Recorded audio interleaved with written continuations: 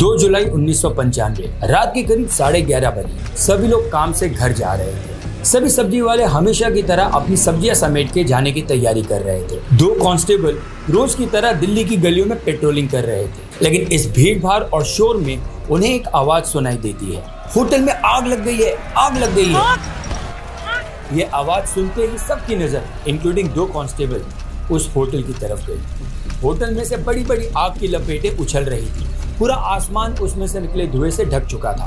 अब ये आग बाकी की कोई जगह नुकसान न पहुंचाए, इसलिए 2 कांस्टेबल तुरंत उस होटल में भाग के जाते हैं और वहां जाते ही उन्होंने जो देखा वहां उनके होश उड़ जाते हैं। नमस्कार दोस्तों, मैं हूं डॉक्टर राज कालरा और आज का वीडियो बेस्ड है दिल्ली में हुई दिल दहला देने वाला केस तंदूर कांड पर, जिसे कोर्ट तक ने रेयरेस्ट ऑफ रेयर का टैग दे दिया। So let's start our video. Tandoor kand of Delhi. नैना साहनी का जन्म एक मिडिल क्लास फैमिली में हुआ था। उसके पिता एक स्टोर कीपर थे। पैसों की कमी हमेशा उन्हें सताती रहती थी, पर नैना होनहार स्टूडेंट थी। उसे पढ़ाई में काफी दिलचस्पी थी, हमेशा स्कूल में टॉप करती थी। इसलिए कभी भी पैसा नैना के पढ़ाई के बीच में नहीं आया और ना ही नैना के घर वालों ने उसे पढ़ाई करने से रोका। नैना को पहले से ही पॉलिटिक्स में काफी इंटरेस्ट था, इसलिए उसने अपनी आगे की पढ़ाई दिल्ली यूनिवर्सिटी से पॉलिटिकल साइंस में की। उसका पॉलिटिक्स के प्रति लगाव देख के उसे national students union of India में ऑल इंडिया गर्ल्स कन्वेनर यानी ऑर्गेनाइजर के पद पे सेलेक्ट किया गया। एक दिन ऐसे ही नैना और उसके दोस्त श्यामा प्रसाद मुखर्जी कॉलेज में चाय की चुस्कियां लगा रहे थे। तभी उसी में से एक दोस्त से नैना ने ये कहा कि उसे कोई भी पार्टनर कभी नहीं मिलेगा और अगर मिला भी तो वो कभी भी उसका सुन के नहीं लेगी। इस बात ने नैना को गहरी सोच में डाल दिया था। नतीजा, उसने पॉलिटिक्स को साइड में रखा और अपने पैशन को फॉलो करने का सोचा। उसे बचपन से ही पायलट बनना था, तो उसने उसकी पढ़ाई शुरू कर दी। पर कहते हैं ना, पॉलिटिक्स हमें हंटर बना देती है and once you taste the blood you can not stay away. यानी अगर एक बार भी आपको पॉलिटिक्स का चस्का लग गया तो ना चाहते हुए भी आपके कदम फिर से उसी दिशा में जाएंगे, और नैना के साथ भी ऐसा ही हुआ। नैना ने फिर से पॉलिटिक्स ज्वाइन किया और 1989 में वो दिल्ली यूथ कांग्रेस के गर्ल्स विंग्स की जनरल सेक्रेटरी बन गई। इस विंग में काम करते हुए नैना की मुलाकात सुशील शर्मा से हुई। सुशील शर्मा भी नैना की तरह एक मिडिल क्लास फैमिली से ही बिलोंग करता था। सुशील के घर के हालात कुछ खास नहीं थे, पर घर के इस हालात ने सुशील के सपनों को कभी भी टूटने नहीं दिया। सुशील का बस एक ही एम था, उसे अपने लाइफ में सक्सेसफुल इंसान बनना है, एक अच्छी जिंदगी जीनी है। सुशील को भी पॉलिटिक्स में काफी ज्यादा इंटरेस्ट था और कॉलेज आते ही वो स्टूडेंट लीडर बन गया। उसका एटीट्यूड हम कह सकते हैं कि एक अंडरवर्ल्ड के डॉन की तरह था। इनफैक्ट उसने 0.32 रिवॉल्वर भी लाइसेंस करा ली थी और वो उसे भी अपनी जेब में लेकर घूमता था। और फिर देखते ही देखते सुशील का नाम दिल्ली स्टूडेंट पॉलिटिक्स में उछाला जाने लगा। सब उसके leadership quality, organisation and arrangement से काफी ज्यादा खुश थे, इम्प्रेस थे।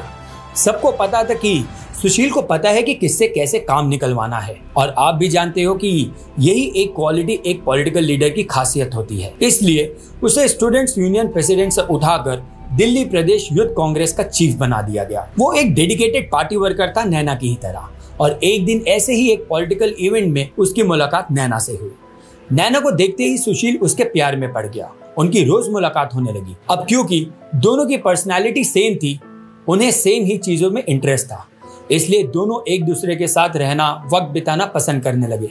सुशील ने मंदिर मार्ग के यहाँ एक फ्लैट खरीद लिया और नैना और वो लोगों से नजर छुपा के वहाँ एक दूसरे से मिलते थे। लेकिन नैना को लगा कि कब तक वो ऐसे ही एक दूसरे से मिलते रहेंगे, अब उन्हें शादी कर लेनी चाहिए।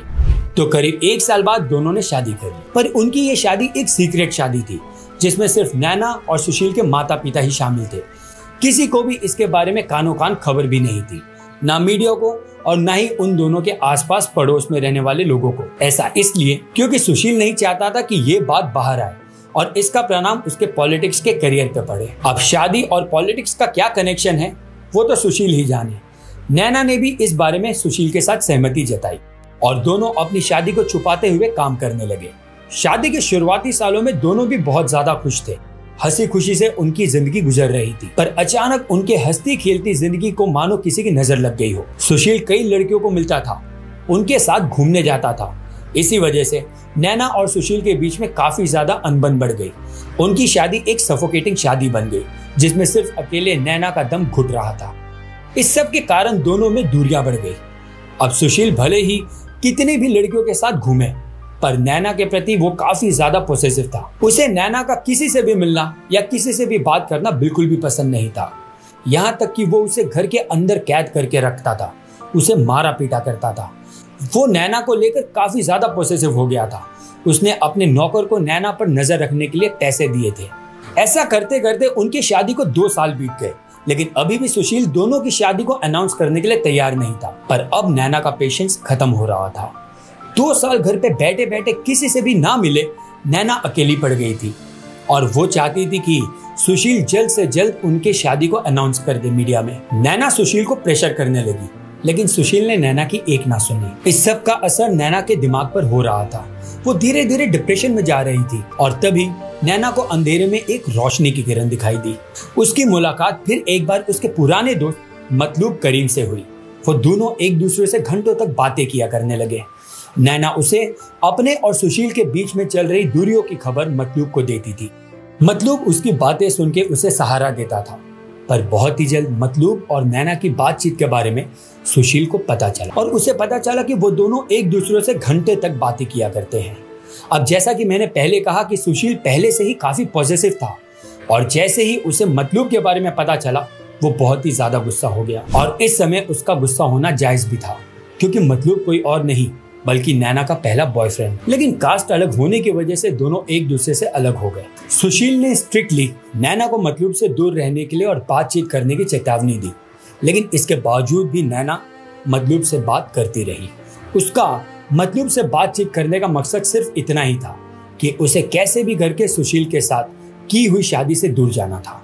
वो ऑस्ट्रेलिया जाके खुद का एक बिजनेस शुरू करना चाहती थी और इसमें वो मतलूब की मदद चाहती थी और सिर्फ इसी सिलसिले में दोनों एक दूसरे से बात किया करते थे। सुशील अपने इवेंट से जल्दी घर आ गया। उसने देखा कि नैना धीमी आवाज में किसी से फोन पर बात कर रही है। जैसे ही नैना को सुशील की आने की आहट सुनाई दी, उसने घबराकर फोन रख दिया और अपने कमरे में चली गई। सुशील ने फोन उठाया और रिडायल का बटन दबाया। सामने से एक आदमी की आवाज आई और वो आवाज किसी और की नहीं बल्कि मतलूब की थी। मतलूब की आवाज सुनकर सुशील पर खून सवार हो गया। वो अपने कमरे में गया और दोनों के बीच में बहुत बड़ा झगड़ा हो गया और गुस्से में आकर सुशील ने अपनी बंदूक उठाई और सीधे नैना पर 3 गोलियां चलाई। उसमें से एक गोली सीधे नैना के सर पे जाके लगी, एक गर्दन में लगी और एक मिस होकर एसी में फंस गई और नैना की जगह पर ही मौत हो गई। घर पे सब जगह खून ही खून था। सुशील के कपड़े खून से रंग गए थे। उसने नैना की लाश को एक चादर में बांधकर गाड़ी की डिक्की में रख दी। उसका पहला प्लान था यमुना नदी में लाश को फेंक देना और वो पानी के साथ बह जाए और किसी के हाथ न लगे। लेकिन क्योंकि वहां कई सारे लोग थे और वो उस समय दिल्ली की जानी मानी हस्ती था, तो लोग उसे पहचानते। इस डर से वो वहां से निकल गया और फिर सीधा अपनी गाड़ी को लेकर अपने होटल बगिया रेस्टोरेंट में ले गया। सुशील ने वहां काम कर रहे मैनेजर और उसके दोस्त केशव को रेस्टोरेंट बंद करने का इशारा दिया। इस पल तक केशव समझ चुका था कि कुछ तो गलत हुआ है और इस वक्त सुशील से कोई भी सवाल करना मौत को दावत देना जैसा होगा। इसलिए उसने अपना रेस्टोरेंट बंद कराया और भागते गाड़ी के पास पहुंचा। वहां जाते ही उसे पता चला कि सुशील ने नैना का खून किया है। दोनों ने एक प्लान बनाया। उन्होंने सोचा कि नैना की बॉडी को तंदूर में जला देते हैं, किसी को पता नहीं चलेगा। प्लान के मुताबिक केशव दरवाजे पर खड़ा होकर लोगों पर नजर दे रहा था और सुशील बॉडी को तंदूर में डाल रहा था, लेकिन बॉडी तंदूर में फिट ही नहीं हो रही थी। इसलिए बिना कुछ सोचे सुशील ने बॉडी के टुकड़े किए और उसको तंदूर में फेंक दिया। पर सुशील चाहता था कि लाश जल्द से जल्द जल जाए, इसलिए उन दोनों ने बटर और घी डाल के लाश जलाने की कोशिश की। पर फिर भी कुछ काम नहीं हुआ तो उसने तुरंत तंदूर में पेपर डालना शुरू कर दिया और तंदूर में पेपर डालना उनकी सबसे बड़ी गलती थी। पेपर की वजह से आग इतनी बढ़ गई कि होटल की छत को चीरते हुए वो ऊपर उठने लगी और इसी वक्त 2 कांस्टेबल कुंजू और चंदर और सब्जियों वालों की नजर होटल पर गई। पहले तो सुशील ने इन कांस्टेबल्स को कहा कि हम पार्टी के बैनर्स जला रहे हैं और ऐसा कह के उन्हें रोक दिया और ये बात सुन के कांस्टेबल्स ने भी उन्हें वार्निंग दी और वहां से चले गए। लेकिन कुछ समय बाद आग बढ़ती ही गई और कांस्टेबल्स को तो पहले से ही वहां पे शक था कि कुछ तो गड़बड़ है, इसलिए वो होटल की पिछली दीवार लांघकर होटल पहुंचे।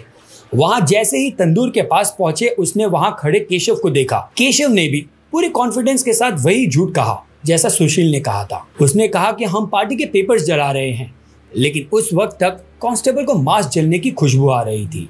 तो उस बात को कवर करने के लिए केशव ने कहा कि वो बकरी का मांस भी जला रहा है, पर इस बार कांस्टेबल ने उसकी एक नहीं मानी और उस आग पर पानी डाल के बुझाया और वो शॉक हो गया क्योंकि उसमें इंसान की लाश जल रही थी। उन्होंने तुरंत बड़े ऑफिसर्स को इसकी खबर दी, लेकिन पुलिस जब तक वहां आती सुशील वहां से फरार हो चुका था। पर केशव ने अरेस्ट होते ही तुरंत पूरी सच्चाई बता दी। इसके बाद बॉडी की पहचान करने के लिए नैना परिवार को बुलाया गया, लेकिन बॉडी इस हद तक जल चुकी थी कि कोई भी उसे पहचान नहीं पा रहा था। पर मतलूब ने नैना को पहचान लिया। फिर बॉडी पोस्टमार्टम में गई। आप मानोगे नहीं, एक बॉडी का 2 बार पोस्टमार्टम किया गया। पहले रिपोर्ट में तो ये सामने आया कि मौत जलने से हुई है और दूसरे में ये पता चला कि मौत का कारण है सर में लगी गोली। पुलिस सुशील को खोज रही थी, पर आखिरकार इंसिडेंट्स के 9 दिन बाद सुशील ने बेंगलोर में अपने आप को सरेंडर कर दिया। पर सरेंडर करने के बाद सुशील मानने को तैयार ही नहीं था कि उसने खून किया है। उसका कहना यह था कि वो यात्रा पर गया था, लेकिन गाड़ी में मिले खून के धब्बे, खून से भरे हुए कपड़े, एसी में फंसी गोली की जांच से यह साबित हो गया कि खून सुशील नहीं किया है। कोर्ट ने सुशील को फांसी की सजा सुनाई, पर सुशील ने सुप्रीम कोर्ट में अपील किया और वहां फांसी की सजा को कम करके आजीवन कारावास की सजा सुनाई। लेकिन सुशील के बर्ताव को देखते हुए उसे 23 साल में रिहा कर दिया गया और सुशील आज भी अपने इस गुस्से में लिए हुए स्टेप से पछता रहा है। उसने एक मैरिज काउंसलिंग ब्यूरो शुरू किया है जहां वो शादी को बचाने की सलाह देता है। तो ये था दिल्ली का तंदूर कांड, जिसे आज तक कोई भी दिल्ली का रहीवासी, इनफैक्ट कोई भी इंडियन भूल नहीं पाया। अगर आपको भी वीडियो पसंद आई हो तो मेरे चैनल को लाइक, शेयर और सब्सक्राइब करना ना भूलें। और आपके आसपास ऐसे कोई भी केस जिसके बारे में आप जानना चाहते हो या आपको पता हो तो हमें कमेंट में जरूर बताएं या हमें मेल कर दें। मैं मिलूंगा आपसे ऐसे ही एक रियल इंडियन स्टोरी के साथ। तब तक के लिए स्टे हेल्दी, स्टे सेफ। धन्यवाद। जय हिंद।